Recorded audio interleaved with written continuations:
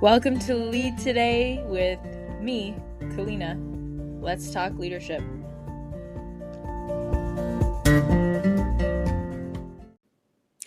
This episode would not be possible without Anchor. It's free and the easiest way to make a podcast.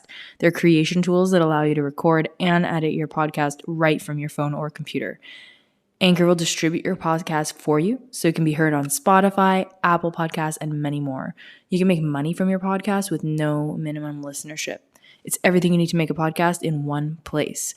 So, download the free Anchor app or go to anchor.fm to get started.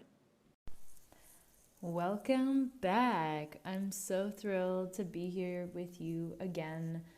I realized that I've done a couple of topics in other episodes sort of skirting around this, and I would really like to delve further into how I have healed my period pain and period troubles, menstruation issues naturally. I want to delve into this topic on a number of layers. I want to do it in a bit of a story or journey format so that we go through all the poignant milestones for me as to what's worked, what hasn't, what I've tried. I feel like I've tried the regular gamut, so hopefully this is resonant to some of you. I'd like to briefly remind you that there is a way to contribute to this podcast on Ko-fi. It would mean the world, whether you want to do a monthly subscription for $5 or you want to donate once and buy me a cup of coffee. It makes a huge difference in my ability to continue to do this work, and it would mean the world to me, whatever you're willing to contribute. My next step is to buy a professional, cool-looking mic, and we did reach our goal already to get the gold membership for Ko-fi so that we have cool extra content features. All right. Thanks for listening to my shameless plug about this show, which I think is awesome. So, heading into what it means to menstruate, I think that most of the information, I don't even think I got information. I got my first period when I was 13 or so, I want to say grade 6. I remember I was at a family function. I felt embarrassed. My mom, my grandmother, and my whole host of extended family were there. I went into the bathroom and I was like, what is this? No pain there, but definitely shock, surprise. It was unexpected. I didn't really know what to do. I felt like it was very hush-hush and wasn't necessarily celebrated, which is interesting if you think about, the quinceañera or bar mitzvahs, bat mitzvahs. I'm going to botch that. I don't know which word is for the woman and the girl and the boy. But there are lots of coming of age ceremonies. I mean, certainly Catholic and Christian religions will have like a confirmation where you renew your faith in the religion, and that's sort of, around 14 or so. So, I mean, everybody, and that's not focused on which gender you are. That's for everyone. So it's not, but it's a coming of age sort of story, right? Which is interesting that, I don't want to digress too far, but it's very interesting that religion and culture together, the culture is based with religion. It's both, spirituality, or how we've created these rituals in culture in all cultures, to acknowledge this rite of passage, this sort of entry into womanhood, manhood, adulthood that seems very early for us now because people live with their parents until they're 30. And I'm not shaming anyone for that, by the way. It's just we've changed in our life expectancy. And again, that's a whole other topic on what's going on. But I certainly would say there's something for independence. My grandfather left his house at 12, just too many siblings, and he went on his own mission, and that was tough, and that's probably another podcast episode, his story, and he's fascinating. Maybe we can get him on the show. That would be so fun. So much to learn from that man. Oh, yeah. So I was shocked. I was scared, and I didn't really know what to make of it, and everyone in the situation just quieted me down. I don't know if we found a pad or if it was toilet paper. I don't even remember, but it was just like, here, use this, like, you know, just be quiet, it's fine. And it was like, what? This feels like this huge moment right now, and I just need to hide in a bathroom stall. And then I felt super embarrassed and weird, awkward. I mean, nothing about it was celebratory in any way. It wasn't like, oh, you're a woman now. It was like, shh, be quiet, get out of here. Don't say anything, just, this happened.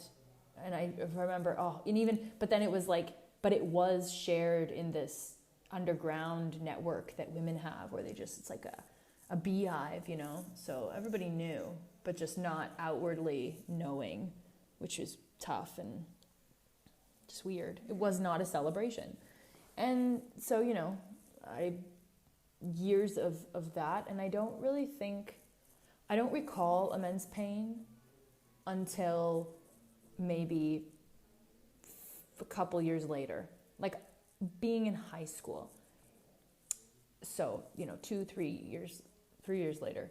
And I just remember excruciating pain month over month. And I remember my parents being like, what is wrong with you? And me being like, I can't move. I can't leave my bed. Like, this is not, and they're like, oh, Kalina, you know, like, go to school. You're not getting out of school. Don't be ridiculous. And me being like, I cannot. And then, of course, right, the Western approach, and just your parents are concerned, and the approach is like, okay, let's go to the doctor. Like, this is, you know, obviously a thing. And that was after probably a year of this, missed days of school. I remember one day, actually, I went to the guidance department. And I remember going there and sitting down and just feeling like I could not for the life of me move. It was like excruciating pain. It's actually funny, there are these videos now of people putting these like sensors on men and trying to simulate menstrual pain and them just like freaking out. It's one of those funny things that's on the internet where you're just like, what? But it's interesting. It's interesting to try to relate to people's experiences if you haven't menstruated. Like, you know, some men might think like, what's all the fuss about? You know, it's a monthly thing. It's normal. You should be fine. And, you know, that's actually probably the thesis of my whole storytelling moment, is that, yes, you should be fine. It is normal. It is natural. It shouldn't be a monthly fight with yourself. And yet, somehow it is. And we need to look at this because, you know, menstruation has been happening in many different animals, mammals, at least that I know of. I don't know about reptiles and other amphibians, I'm not sure. But certainly in mammals, it's a thing that happens, and it's not supposed to be painful. And my core belief at this point in my journey is that my body is absolutely perfect, and it's doing things for a reason. So if there's pain, it's for a reason. When you get a migraine, you're supposed to stop, and the only thing that relieves the migraine is when you go into a, you know, dark, quiet room without sensory overload, right? Because your brain is freaking out. You need to calm it down by not having sensory overload, sights, sounds, smells. And so when I think about what I did for my body at that time, it was like nothing. It was like push through. The only answer was painkillers for a long time. And you think, oh, whatever, painkiller use, right? It's like, okay, just take a Tylenol. No, like Tylenol, so back to going to the doctor. So the first time you go to the doctor, they say, okay, take Tylenol, and, you know, take Tylenol a day before so that you like prep your body. Your body will be ready. And then when it comes, you know, cool. Well, not everybody's regular to know a day before. I mean, I am at this point, and I know what's going on, but most people don't know. And even if they do, it's like, okay, so 1 or 2 days before, and then for 4, 5, 6, 7 days if you're bleeding, like that's like a week, a month, more, give or take. It's like a week, a month. That's 12 weeks a year. Like 12 weeks a year that I'm going to be on painkillers. And people are like, you know, I mean, people pop them for headaches. Like, who cares?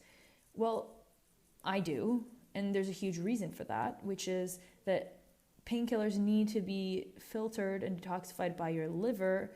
And that's an additional strain on top of everything else. And if you drink on top of that, and I'm not here to give a sermon, like I certainly drank alcohol in my day, back in my day, not anymore. But, it's a big taxing load on your body to detoxify every month for a week when, by the way, biologically, your period is meant for rest, renewal, and detoxification. Like your body is there literally renewing itself. It's a rest and renewal phase of your cycle. And so just like cycles of the moon, and that's why we sort of liken, and sometimes women's cycles actually link up to the lunar cycle, which is another interesting tangent. But, it's like we have cycles as women that men don't have. And so it's different. We are different, and I don't even want to go down the discussion of like equal versus, like this equality of outcome versus equality of opportunity discussion. It's like, okay, women and men are different. Biologically speaking, we are different. And that's just a fact. We don't have the same bodies. So, if that's offensive, okay, but we have different bodies. Like I don't know, when we've gotten to a point, it's a scary society when I have to think about the fact that I'm saying that women and men are different biologically, and that to be questioned or to be controversial, like to be somehow offensive. I don't even understand that. But anyway, okay.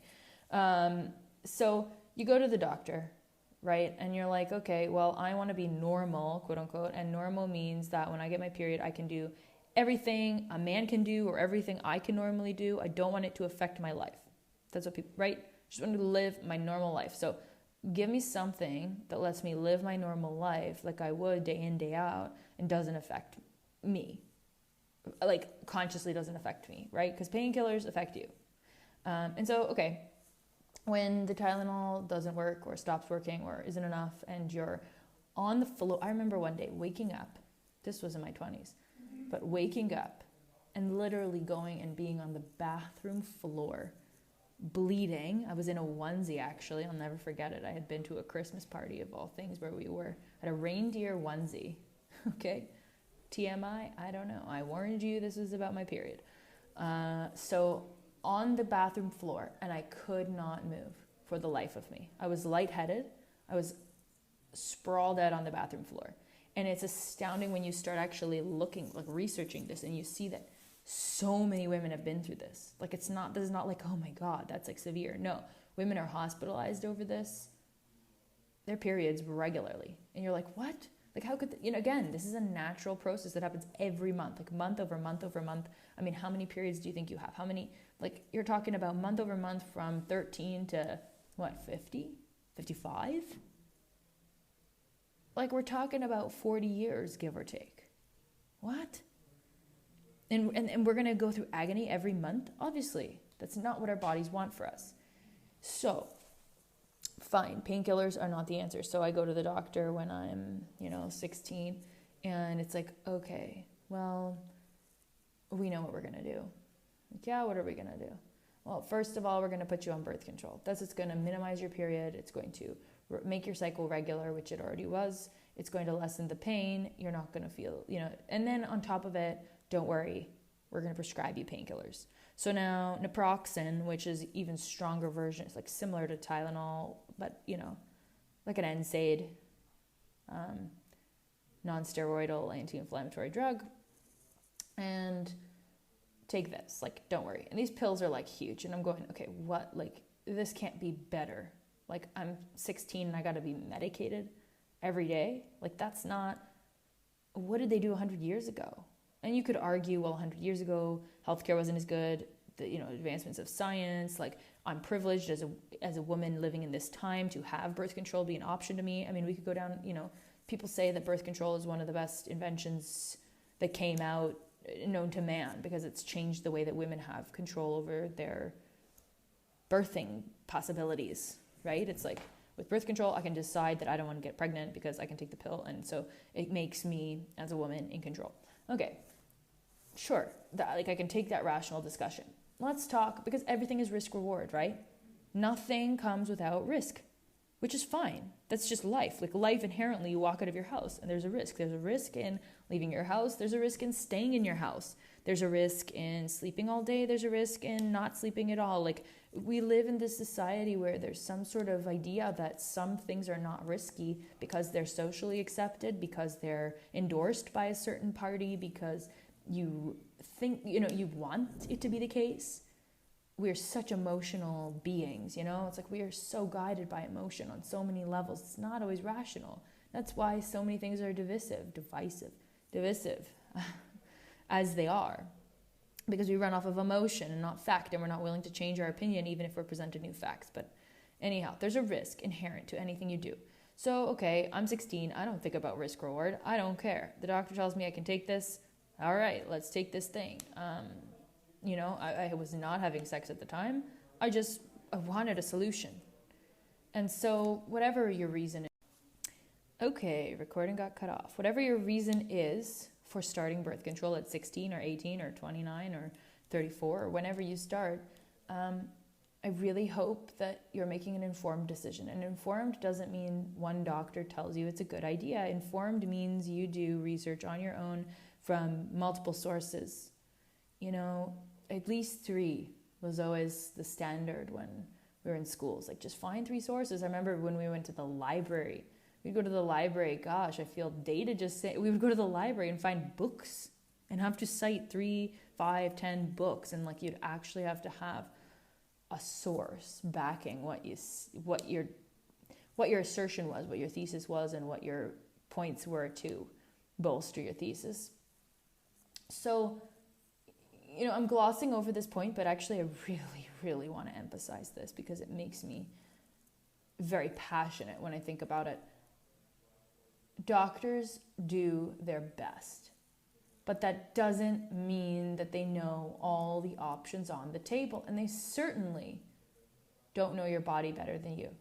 Nobody knows your body better than you because you're in it day in and day out, and really great doctors that I've worked with in my life, they agree with that. And that's why they sit and they listen. And they're so brilliant because they actually want to ask you questions, and they want to have you describe as much as possible about the different areas of your life, not just the symptoms in one region because they're focused on a certain thing. Right? So, okay, you're with the doctor and she says, yep, no, you're fine, just go ahead. And I remember feeling like, okay, I felt like I was doing something wrong. I was 16 making this decision, no parent with me, I was by myself. It's like, really? Is this allowed? I was there alone. In retrospect, that should be absolutely, you should need a parent or guardian. But, when I think about it, so many parents and guardians don't necessarily even they're not even equipped necessarily to begin asking these questions either. So, I think on a whole, we need to ask questions about the medical system. And I'm not saying that pharmaceutical interventions don't have their place. I'm saying that the lasting implications of SSRIs, like antidepressants or painkillers, birth control, they're real. The current effects when you take them, and then the lasting effects, the time that they linger in your body, altering your hormones chemically, that's a big deal for your body. It's artificial. And so it enrages me, actually, that I was 16 and making a decision about my life that would affect me even now, right? I was making that decision at an age where I didn't consider 3 sources. I didn't consider anything. I just knew that other girls were taking it my age. And you know what? I started on the journey, a true journey of hell, because it was Yasmin, Yaz, Aleve, tricycline low, and more. I can't even remember that. So at least 4.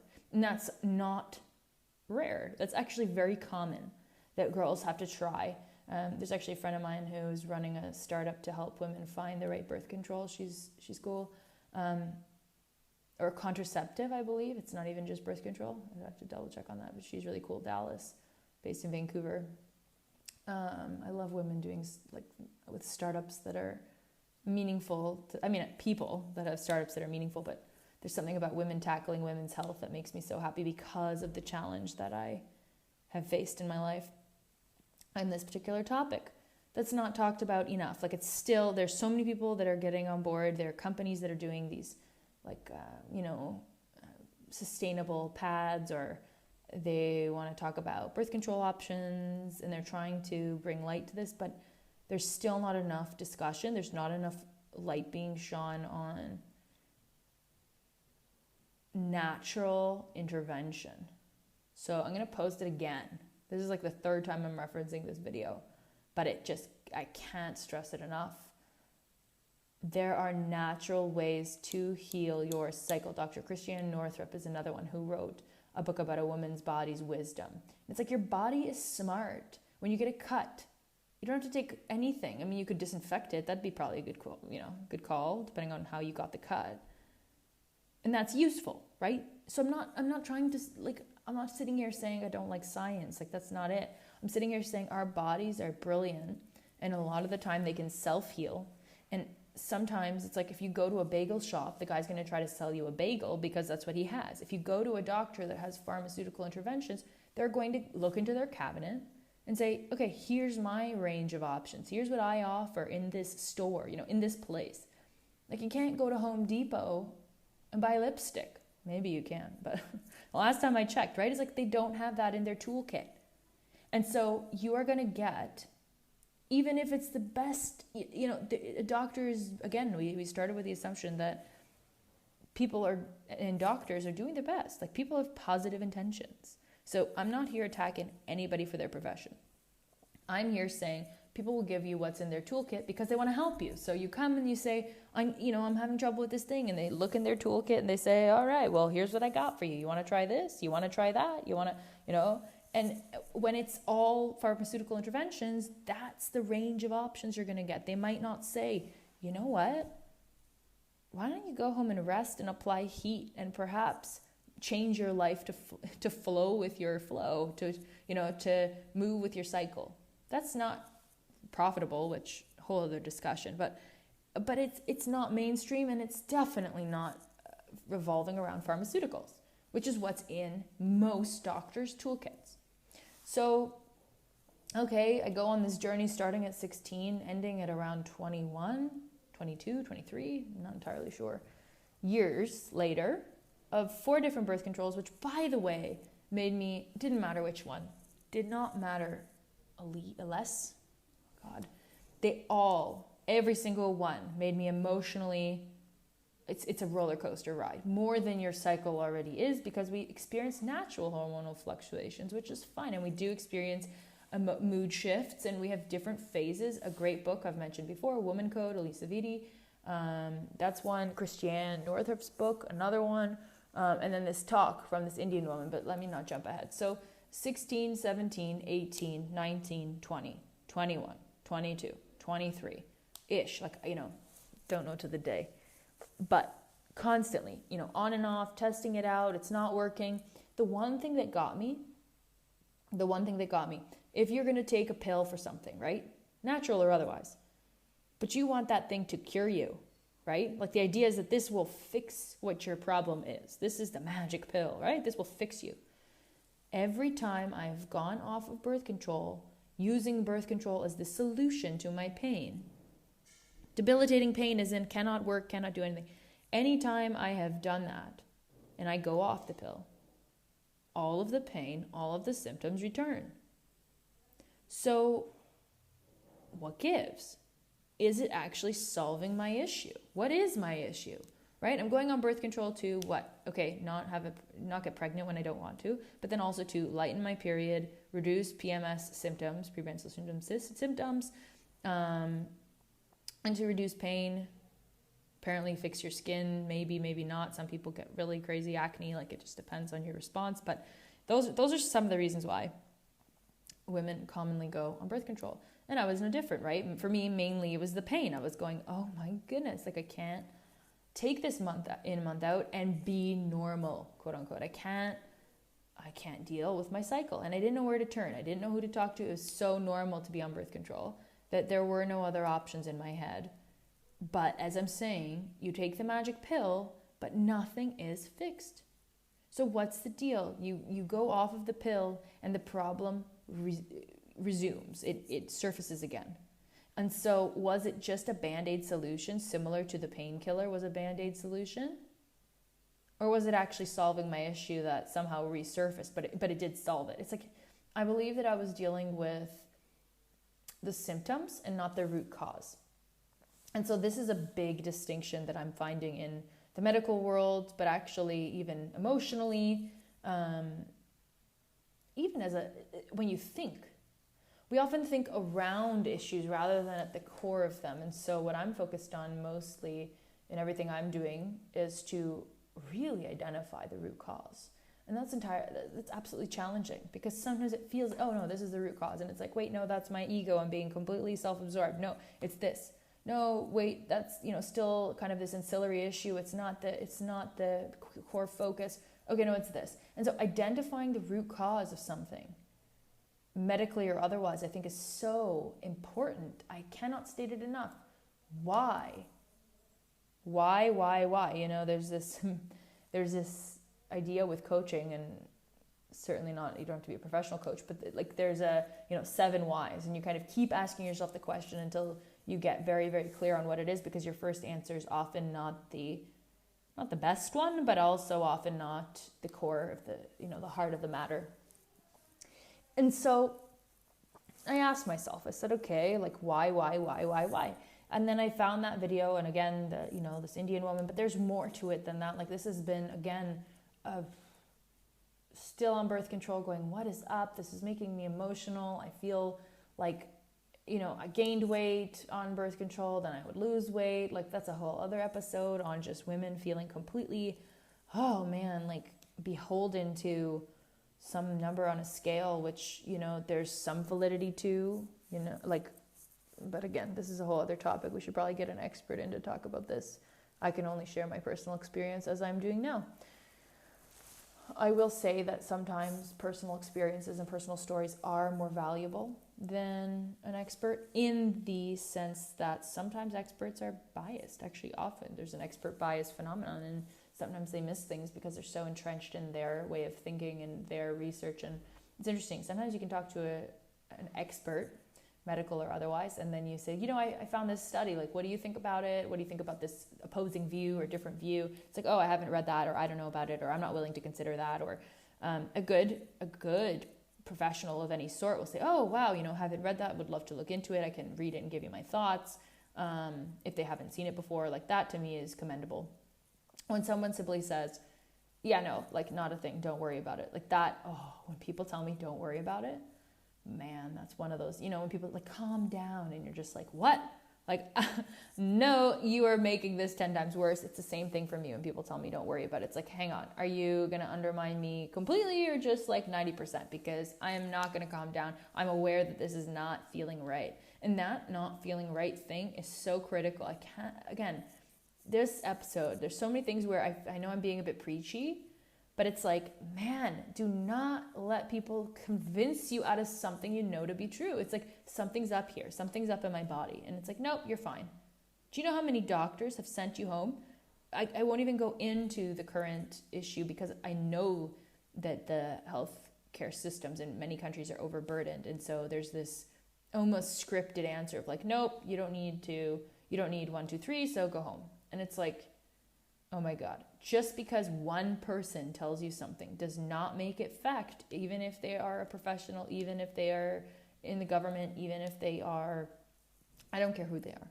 One person alone is not the end all be all, which is why even this, right? I'm not the end all be all. I'm one person giving you one perspective, and I hope that you seek out more. If any of this resonates, like, go seek out more. You don't have to have painkillers. You don't need to be on birth control if this is something that concerns you in the long term, of the long-term implications, or if you don't particularly like it, or you would like another solution and you haven't found a way out yet. There is another way. There are many other ways, but there's one way that has worked for me.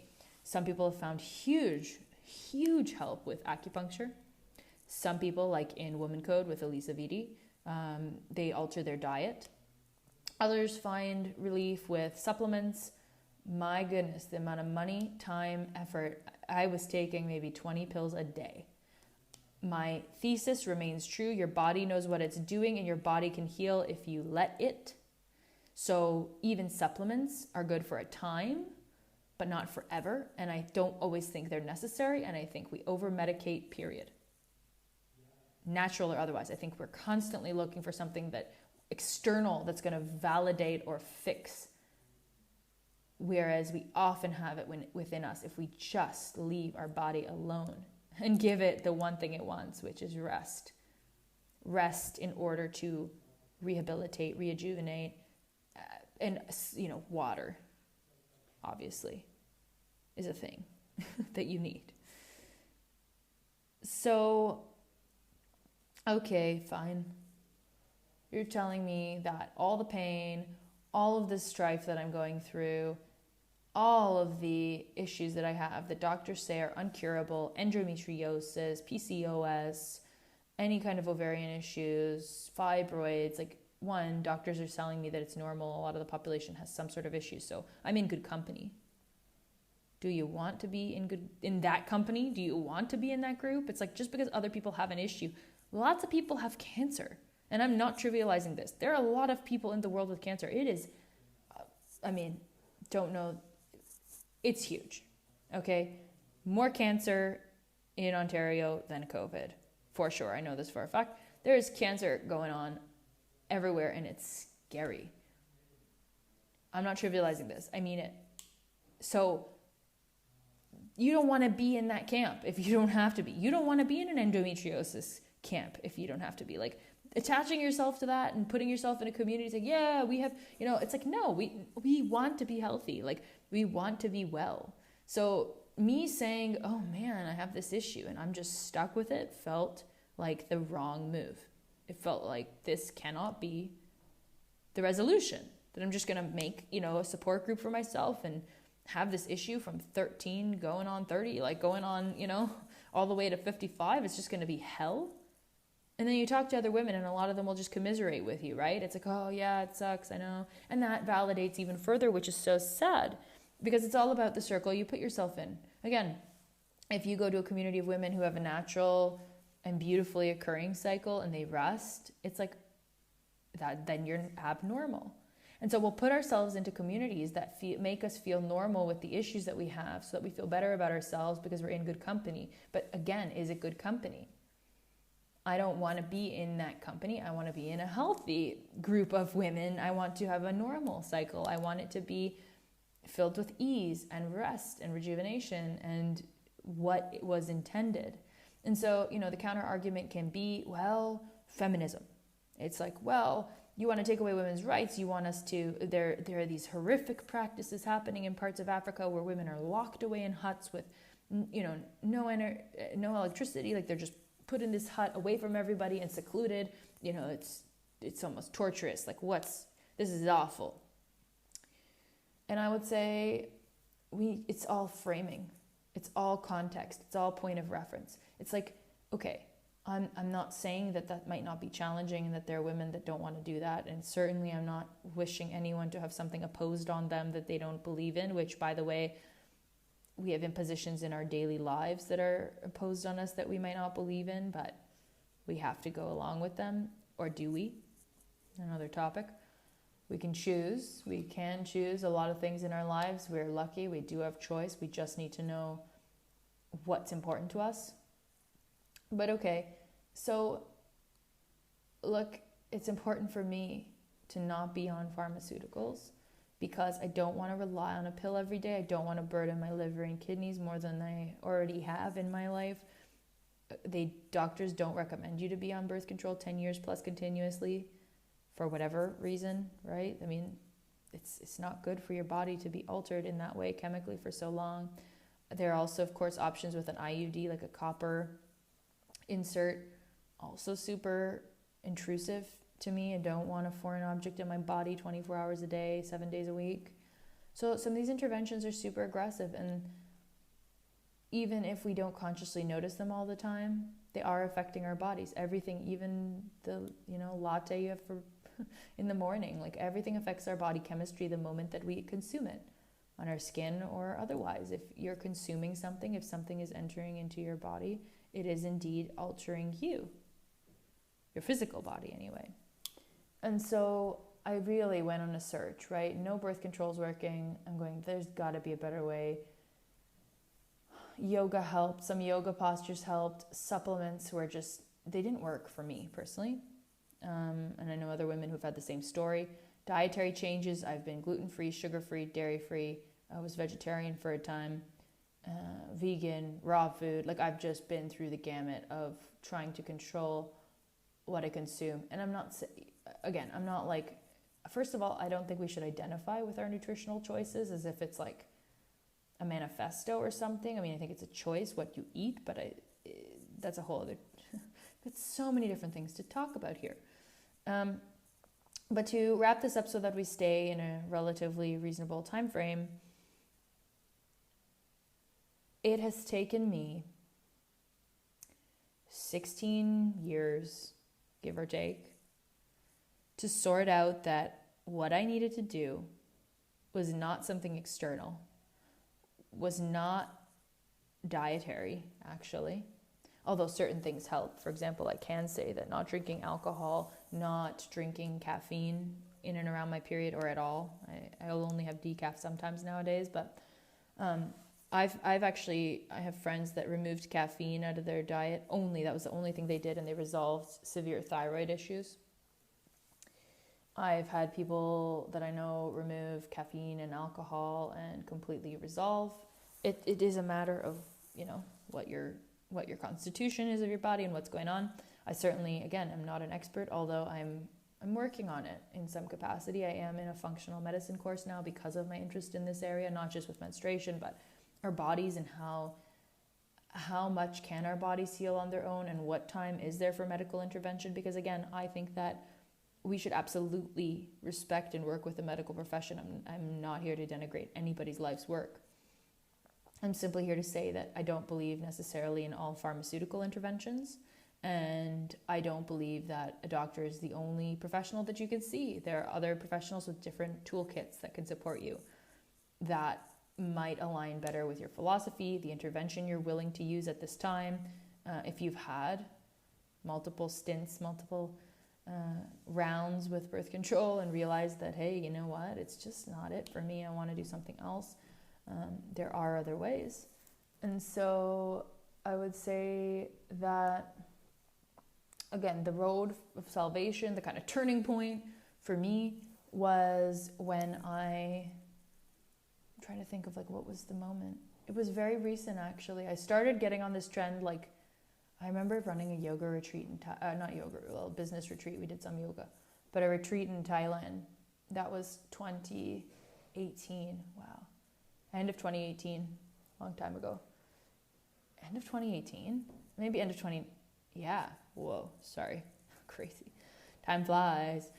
So a business retreat, some women, and I remember I got my period during this retreat, and I remember sitting in the shower, just holding the shower head on my stomach.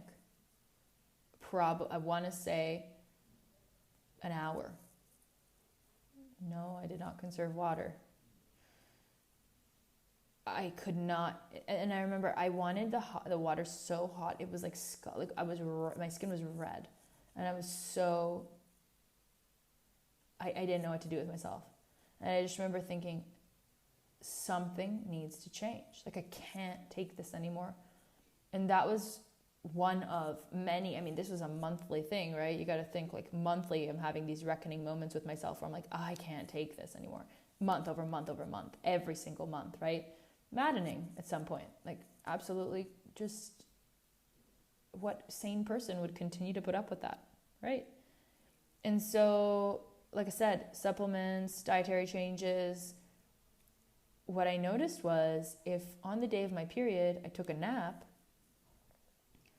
I didn't have pain during the nap. So it's oh, well, nice for you to say, what are you trying to say? I should just sleep for 4 days a month? It's well, no, probably not. That might impede a lot of things. But what I can say is that I am now, and it's challenging.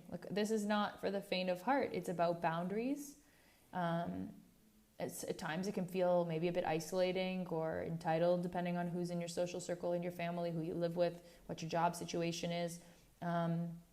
Huge reason why I went into entrepreneurship was because I knew I needed days off for my period. But now the way I'm seeing it is not like sick days, but rather like rest days, which are very different, right? Rest versus being sick. It's like, I'm not sick. I'm just, my body's doing something natural that it does every single month. It's like, that's not sickness, right? Because it's supposed to be there and it's supposed to repeat. So month over month. And some days, I try to plan it out. I track it. Some days, it happens that it's a day early or late if it's on a weekend. I mean, my luxury is that I can work on a weekend. So if it happens to be, Monday through Friday or Monday through Thursday, like usually I'm finding I need to take 4 days personally. If it's Monday through Thursday or Tuesday through Friday or, whatever the case is, it's like, you know what? That's what it is. And I know that people will say, yeah, but I have kids. I have all these responsibilities. I'm a single mom. I have multiple kids. Like, I can't pay for daycare. This is some sort of elitist. Like, I'm just supposed to take a vacation 4 days a month. Like, who do you think you are? And I know, it's almost crazy. We should just be normal. It's like, you know what? This is the most feminist thing I can think of, which is honoring the feminine process, the feminine physical process. It's actually, it's the most honoring thing you can do. And so if you have kids, if you have responsibilities, I mean, I don't have kids. I have a dog and a husband and a couple businesses and stuff to do, people to manage. And I am not going to be useful to you if I don't do this. So it's more important to me to take care of myself so that I can be myself when I come back than to try to muscle through because A, I make poor decisions, B, I'm not kind as I could be. I don't want to talk to people. I want to be alone. I actually naturally feel myself retreating, wanting to be by myself, wanting to take it easy, perhaps consuming some content, reading the book I wanted to read. In the Indian, more ancient way of dealing with this, and ancient, it's like not that ancient, it's like a couple hundred years ago that it was more common. But you had community, number one. So you had aunties, uncles, people around that could help with the childcare if you had children, and that was really important. And I think we've lost that. It's quite sad. Lots of people talk about this. I'm not the first, but an important concept. If you have a partner, great. If you don't, I get that. So if you have a partner, rely on that support, make it part of your schedule, find ways to support it. Obviously, you can't time it to be a weekend. Can you make up time from work on a weekend? Otherwise, can you make an arrangement? And now it's like, okay, so what I'm proposing is a radical shift. Because if I just do this, I'm one person, I'm not that important, who cares, right? One person. But I'm proposing that 50% of the population do this, right? Or the percentage of the population that is having issues with which let's say is 10% or 20%, whatever percent you want to give. But ideally, let's say 50%. We want all women to honor their cycle, take it easy. Again, in the Indian way of handling this, it would be, that you're not cooking, you're not cleaning. They have even more strict guidelines, and for many reasons in the video that I've cited many times, we'll explain a lot of them because some of them seem maybe, antiquated and irrelevant, but there are purposes behind all of the indications that they give. The biggest one, and again, I haven't mastered this, but it's, I would say, improved my symptoms by 80%, like easily 80%. And the indication is solely take it easy. Don't redesign your kitchen. Don't do all the laundry that day. At least the first day. At least the first day. So if you can't go and take 4 days because you think it's too radical, which by the way, we've seen in the past year and a half that anything is possible. If a government mandates it, people are willing to or not willing. People change.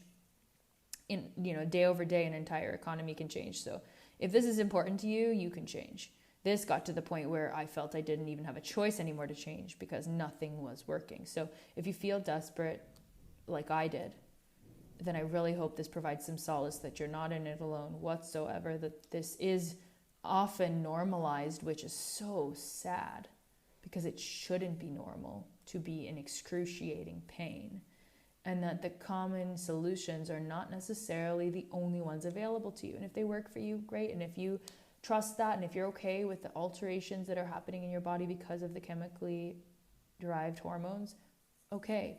I would encourage you to check out the different ramifications, both long-term and short-term, the different organs that it's affecting, how it is when you get off, how long, I mean, it's like a smoker, right? So, I mean, my grandfather was a smoker, and he didn't smoke for 30 years. And still, when he had lung scans and he had pneumonia as an older man approaching death, they knew, the doctor came, and I remember them saying, "You're a smoker, aren't you?" It's like, "What? I haven't had a cigarette in 30 years. It's like, "Yeah, but I can see it. I can see there's permanent damage. There's permanent damage on your lungs from choices that you made, because choices are cumulative. That's why diet's so interesting. You don't see the effects of one cigarette, one drink, or one piece of cake, right? You don't see that. But it's everything is cumulative in life, which is so, knowledge is cumulative. Your network, right? Fascinating. You can meet somebody. I mean, oh my God, like ways I've reconnected with, I played soccer with a girl, like literally 20 years ago, and to reconnect with her 20 years later about business. It's like, what? We played soccer together. Everything in life is cumulative. That doesn't mean that you cannot move on from your past. Absolutely not. But what I'm saying is that you're continuing to collect things, and you can dispose of things that don't serve you, but you continue to collect stuff, which is fascinating. And health is no different. It's a cumulative thing. And so, yeah, it might be a radical thought, but can you talk to your manager? I mean, if you take off 40, if you take off 4 days a month, first of all, weekends are theoretically 8 days a month, right? So you're just trying to time it. So can you flex, which, by the way, if you're a freelancer or any kind of professional, I mean, people have busy seasons, whether you're an accountant, lawyer, whatever, right? And so the challenge, I think, in all of this is that sometimes our bodies don't line up with our professional lives, where it's like, nope, I have this presentation today. I remember I shared this story already, so I'll keep it brief, but essentially I had a huge pitch. It was the first day of my period. I remember being in a bathtub, again, really hot water, scalding hot. I was like lightheaded, but it was the only thing that would stop the pain that wasn't like a crazy painkiller. And so ironic, right? You're like, oh, why are you having this pain? It's like, well, you're pushing your body too hard. Hello. Like, it's very, when you look at it externally and you examine the situation, you're like, wait, I'm super stressed out. I have a big presentation. My body's trying to go through this whole process that's really a big deal. And then what? Why are you in pain? It's like your body's telling you to stop. If you break your knee or your arm, there's a hell of a lot of pain. Why? It's like, okay, I won't move it, right? Don't touch it. Don't move it. Let it heal. Let the bone heal. You might put a cast on it because you want to keep it in place, but then you want to let it heal. If you touch it, it's tender, it's soft, it hurts because it's going through something, right? It's like, oh, careful. And so we ignore these careful messages, these rest messages, these, hey, I'm trying to heal something, I'm going through something here. We ignore these messages over and over and over again because our professional obligations, our social lives, they dictate that, hey, you should be on 24 hours a day, or hey, this client needs something, so suck it up. And again, I'm not here to say don't have professional responsibility. I remember someone recently telling me, like, if you don't take this seriously, no one will take you seriously. And I just thought, yeah, no, I'm so committed to what I do. I care for my clients. I care for the people on my team. I care for people immensely. And I care for me. Because I can't care for other people immensely if I'm an asshole to myself. If I'm an asshole to myself, I'm going to be an asshole to other people because I'm resentful, I'm contemptuous even, I'm pissed off. Okay? So no reason to be an asshole to myself because everybody else is going to experience the brunt of it. And we see this, right? We see this in people that perform exceptionally well, but if they're doing it from a place of obligation, resentment, guilt, then hey, there's always a flip side. No free lunch. Another podcast. So, you know what? It's like, yeah, taking 4 days off a month might sound radical. Maybe start with one. Watch the video maybe, starting with that. If it's not that, try it on a cycle where it's a weekend. But the thing is that it's not just about those 4 days. That's kind of the going forward or the next step that I am still in progression with. But I'm finding it's also about what you're doing for the 26, whatever. How some people say the average cycle is 28 days. So let's just say 28 days, 4 of them. So 24, right? So what are you doing the other 24 days? If you're menstruating for 4 days, if you're bleeding for 4 days, what are you doing the other 24 days? Because it does impact, and that's where Elisa Vitti and everybody around diet and decisions and caffeine and alcohol, it's like those 24 days are leading up to 4 days, and they do impact what happens on those 4 days because your body is essentially cleaning itself, right? It's renewing itself. So it's renewing. If you've got a lot of stuff to renew, if you've got a lot of baggage going on in those 24 days, those 4 days are going to be harder. I'm not discounting that. But what I do know is no matter what I've done in those 24 days, if I know that I've got 4 days off, no emails, no worries, no laundry, no cooking. And by the way, if you don't have someone to cook for you, which I will just pre-cook. I might order in something if I didn't have a chance. But honestly, for 4 days, make a couple soups, make some stuff you like. They do recommend on the Indian side very simple diets, so you might not want to pre-cook rice too far ahead. It's better fresh, but if you can make a dal or something, make lentils, pre-do it, and then just make rice. Ideally, you're not cooking for yourself. That's part of their philosophy. But if you must, you must. Everybody get it.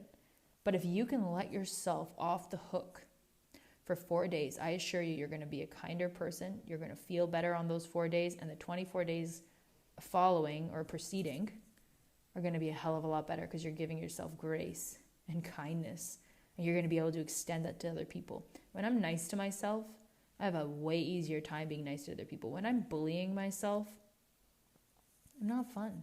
I'm not fun to myself. I'm not fun to other people. Not a good time to deal with me. Sometimes I know when I'm cranky and I'm dealing with Max, my dog, and I know I'm being a jackass to him. I know I'm just being frustrated, and then, he'll give me a look. He'll turn his head to the side. And he's just really? He looks at me, he's like, really? Is that, are you that frustrated? And so sometimes he puts me, of course, taking advice from my dog. I've already said I should be more like my dog in many ways. But it's eye-opening, truly, to just let yourself off the hook. And I know men don't go through this, and so for the men, if you're still with me here, I get that, maybe you're well, I want 4 days off a month. It's okay, negotiate that with your partner. Or if you don't have a partner, all right, negotiate that with your boss. Life is a negotiation. Everything is about selling your piece. And so if it's you getting a teammate to cover you for 4 days, it takes some planning. It does, I will say, it takes some pre-planning. You've got to be proactive about this, and that's the kicker. That's where people fall off. They're no, I'll just take a pill every day, leave me alone. Or no, I'll just take Tylenol a day before, that's enough pre-planning for me. And it's cool. If something works for you, I'm not not here to intervene in anyone's life. I'm simply here to say the ramifications were too large for me, and what was at stake was too large, and it wasn't an actual solution. It was a Band-Aid, and that's not what I wanted anymore. So if you want to experiment with a new option, it's going to take pre-planning. It's going to take asking for help. Talk about why I didn't do it for a long time. Asking for help can be terrifying. And it's going to take, letting yourself off the hook, or some I don't know what that is, kindness to yourself, which is hard. That's really hard. It's I have stuff to do. What do you mean 4 days a month? But you can use the time, like I said, for reading, for considering what you want to let go of in your life, kind of a cleaning of your mind as well. So on the Indian side of things, in terms of the recommendations from Ayurveda, you're not supposed to sleep during the day, but you can do light and not even too much mentally, right? It's really supposed to be rest. But contemplation, if you want to meditate, it's a good time too. Again, maybe some journaling, light stuff. That's just what works for me. Up to you. I actually like recording voice notes also. As you can tell, I enjoy talking. So sometimes I'll just record a voice note to myself. I don't have to put it on a podcast. I can just record it. And I find it immensely helpful. So pre-planning, ask for help, let yourself off the hook for those 4 days. Start with 1 day. Get somebody to watch your kid. Get somebody to watch your dog. Just try. And the thing is that 1 day, so sometimes it helps, but I find it's not enough. Like, again, the sweet spot for me is 4 days. Figure out what works for you. It's an iterative process. It's not going to be the magic pill right away. Probably it might be, and I hope it is. But get your affairs in order. Ask for help from who you need it from. And then perhaps you return the favor. Like, if you've got a neighbor cooking for you or whatever, it's like, okay, hey, I've got you next week or whenever if your cycles are synced, then that's another female phenomenon. Who knows? But, figure it out. Figure it out on your block. Like, get beer in an apartment building. Like, find your friends. This is what should be normalized for women. Supporting each other during normal bodily functions. I've seen a huge uptick in women talking about abortion and miscarriages, trying to also normalize something that happens so often but is hushed away. And this whole idea of hushing away feminine health, reproductive processes, women's well-being, it's enough, like we have come far. We've come very far, and even for not women, anybody else, like people, it's like if something's afflicting you, let's find a real solution that's sustainable, that isn't going to harm your body, that includes other people, that makes you feel cared for and supported. That's another thing. If you feel, I know that I can rely on my husband for 4 days. It's like, I need these days. Can I count on you? And it's like, yep, I've got your back. That sigh of relief of like, it's going to be okay. And that I can let myself off the hook for 4 days is brilliant. And I know I'm lucky. I have a husband. Great. You can, and there are times where if I'm traveling or something, maybe he's not around. So I have to do it for myself. So it's not always just, oh, you have a husband. So like, again, we can talk ourselves out of this stuff. But I want to impress on you that if it's important, you will find a way. So rather than using external judgments or what everyone else is doing, if this is meaningful to you, try it out, see how it goes. Would love to hear from you. And I appreciate you listening to a bit of my journey and what I saw and what worked and what didn't. And I hope that if you're going through any phase of this yourself, that you find respite in the fact that you're not alone. There are many people going through this, and you need to find the group of people, group of women going through what you're going through, whatever that is, that are responding to it in a way that makes you, that's resonant to you and that feels good. Because if it feels good to you, if you agree with it, philosophically, then you're going to adopt their approaches to resolution, and you're going to feel good about that, whatever that is. So I wish for you to have resolution in any health issues you have, for you to feel great, because that's how we're meant to feel. And sending you so much love, and thanks for listening to this episode. And I would love it if you subscribed, liked, commented, reviewed, whatever different mechanism depending on the platform, or if you send me a cup of coffee or join a subscription to get the behind the scenes cool stuff. I would love that, and most of all would love your feedback. So if any of this was helpful, triggering, you didn't like it, wasn't useful, you want a different format, let me know. I am doing this, yes, for me to be able to share, but of course, ultimately, it's for anyone that listens to gain value from what I'm sharing. So please feel free, and I wish you an amazing rest of your day.